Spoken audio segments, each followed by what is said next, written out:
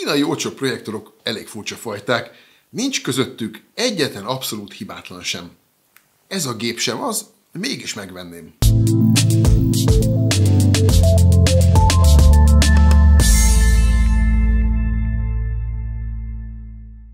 Kínai kiejtés szerint Geleipu X5 ennek a projektornak a neve, ami több dolog miatt is nagyon érdekes szerkezet lett. Az utóbbi időben a kicsomagolás meg a tartozékok nézegetését kiszoktam hagyni a videóimból, hogy ezzel is csökkentsem kicsit a videók hosszát, ám az X5 esetén ezzel is foglalkoznom kell. Elsőként azért kell vele foglalkoznom, mert a projektor mellé kapunk egy egész frankó hordtáskát. Ebben van külön rész a vetítőnek és van külön rész a tartozékoknak.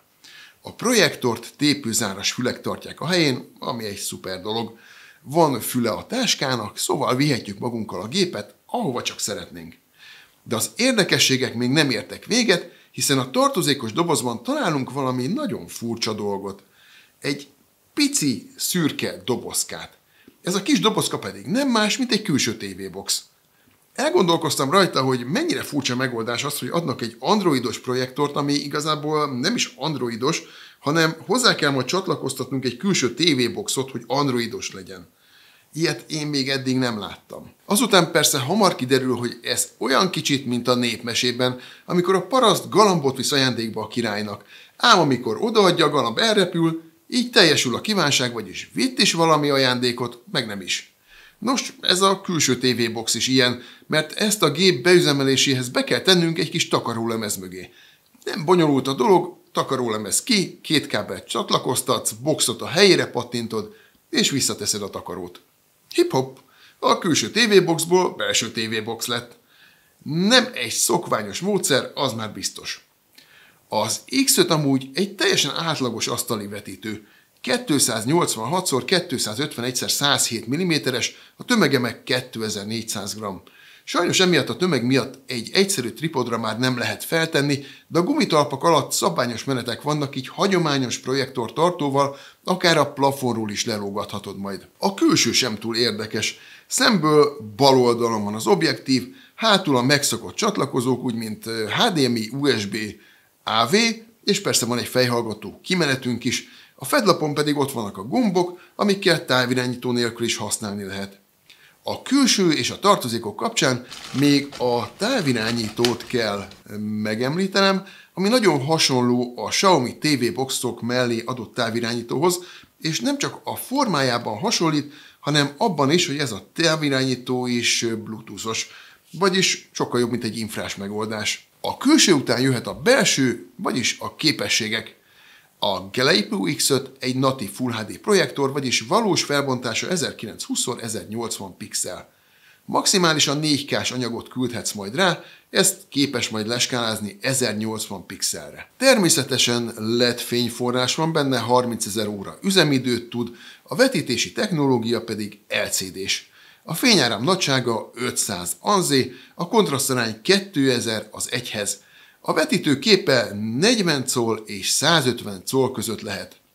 A gépen nincs automata trapéz korrekció, de van automata fókusz. Most jöhetnek akkor a lényeges dolgok. Az X5 Android 12-re épülő Android TV rendszert futtat, vagyis ez egy teljes értékű tévés felület, teljes értékű tévés szoftver. Talán még ennél is lényegesebb, hogy Netflix certifikát is van, és Widevine L1 minősítés is van, ami azt jelenti, hogy Full HD felbontásban nézhetjük a streamingelt tartalmakat ezen a vetítőn. A rendszert egy egész jó kis hardware szolgálja ki. A központi egység az M-Logic S905 Y2, amiben egy Mali G31 MP2 GPU van. Memóriából 2 GB kapunk, háttértárból pedig 8-at. Van 2 csatornás Wi-Fi-nk, van Bluetooth 5.0-nk. A gyári adat szerint a hűtés zaja 35 decibel, én inkább 40-et mértem fél méterről. Jól van, hát most már azt hiszem, hogy mindent elmondtam a gépről, jöhetnek is a tapasztalatok. Az összeszerelés jó, a gép anyagai jók, de azért a prémium minőségtől messze van. A beüzemelés egyszerű, a szoftver sebességével nem volt semmi gondom. A Xiaomi TV stickek esetén az 1080p-s verzióban 1 GB RAM-ot raknak, a 4K-sban meg 2 GB-ot, ebbe ugye 2 GB van, ami az 1080-as felbontás mellé teljesen elegendő. Bár a fényáram csak 500 anzé, én ennél többnek éreztem használat közben. Kipróbáltam falra vetítve, vászonra vetítve, megnéztem meglehetősen sok filmet, természetfilmet is, mozifilmet is, több mint elégedett voltam a kép minőségével. Még a sötétebb környezetben játszódó jeleneteknél sem vesztek el a részletek, ha pedig volt fény bőven, akkor káprázatos volt a színorgia. A fényerő nagyon fontos, de számomra legalább ennyire fontos ennek a Widevine L1 tanúsítványnak a megléte. Az utóbbi időben kétfajta projektort kaptunk, vagy volt Widevine L1, de az operációs rendszer Linux volt, vagy nem volt Widevine, és az operációs rendszer valamilyen Android volt.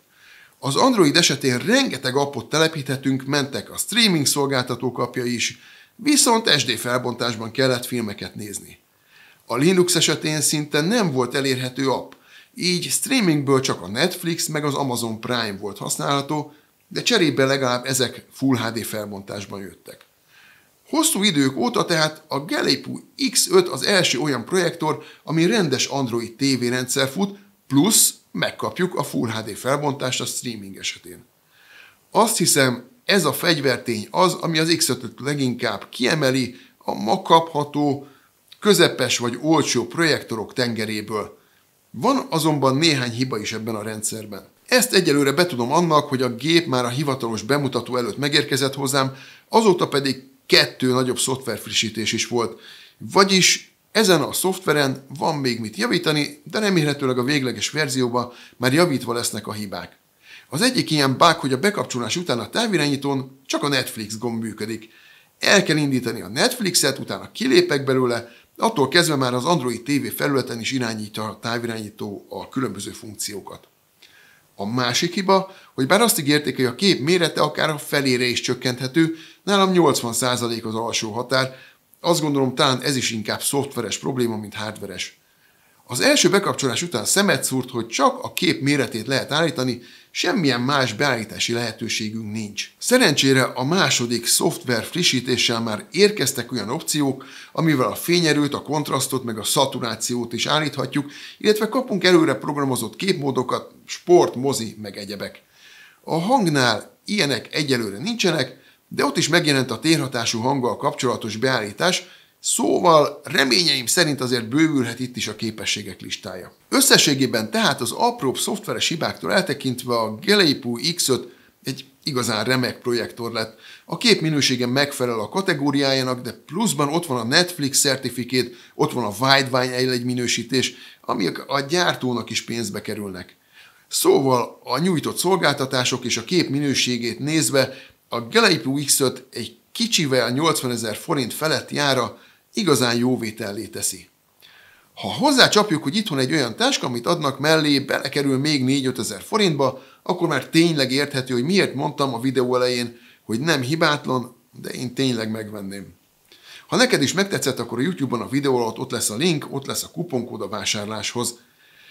Oké, mára ennyi, jövő héten újra találkozunk. Sziasztok!